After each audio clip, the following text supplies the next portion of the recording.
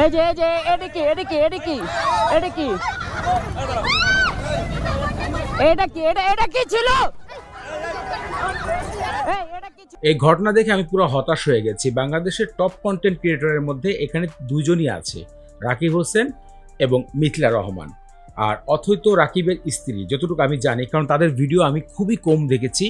এর পিছিয়ে কারণটা একটু পরে বলছি, কিন্তু তারা যে গণমাধ্যমে এরকম হাতাহাতি করলো, মানে প্রকাশ্য রাস্তায় পুলিশ দেখলো, ভিডিও হলো, এবং গণমাধ্যমে কি হয়েছে যে কন্টেন্ট ক্রিয়েটর, এমনই একটা কথা রয়েছে যে টিকটক যারা তৈরি করে তাদেরকে মানুষ অনেক বাজে মন্তব্য করে, কিন্তু হয়তো সামনে দেখা হলে একটা সেলফি তুলে, কিন্তু পিছে একটা বাজে মন্তব্য করে।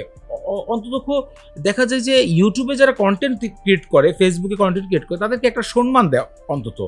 কিন্তু এই যে আপনারা যে জিনিসটা করলেন, আপনাদের তো অনেক ফলোয়ার, আমি রাকিব হোসেনের প্রায় দেখেছি 14 মিলিয়ন। ও মাই গড, মানে এটা চিন্তা করাই আমাদের কাছে স্বপ্ন। তারপরে অথয়া পুরো দেখলাম 3 মিলিয়ন, হয়তো অন্তরাপুর একটু কম আছে। তো যাই হোক, কথাটা আমার একটা, যে আপনারা যে এই সিচুয়েশনটা ফেস করলেন, এটা যদি আমাদের মতন কন্টেন্ট ক্রিয়েটরদের কাজ হতো তো মেনে নেওয়া যেত, আমাদের কয়জন মানুষ চিনে। কিন্তু আপনাদেরকে তো বাংলাদেশের ব্যতীত পুরো ওয়ার্ল্ডকে আপনারা প্রেজেন্ট করতেছেন, আমাদের দেশকে, আপনাদের কালচারকে।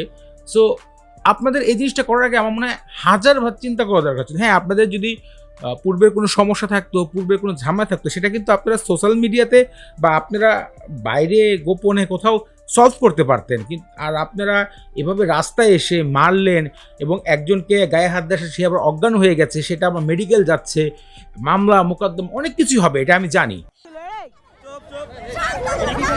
এটা কি করলো ভাইয়া? এটা কি করলো ভাই? এই যে এটা কি করলো?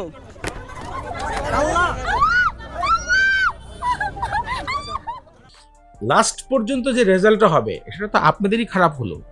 আমার মনে হয় যে আপনাদের এত বড় একটা মাইলস্টোন পাওয়া হয়েছে, যেটা আপনাদের অনেকের কাছে একটা স্বপ্ন, আপনারা পূর্ণ করেছেন। সো তারপরে আপনারা এই কাজটা করে গণমাধ্যমে একটা ইউটিউবার বা কন্টেন্ট ক্রিয়েটর অথবা ফেসবুক ক্রিয়েটরদের আপনি একদম লাঞ্ছিত করে দিন আপনারা।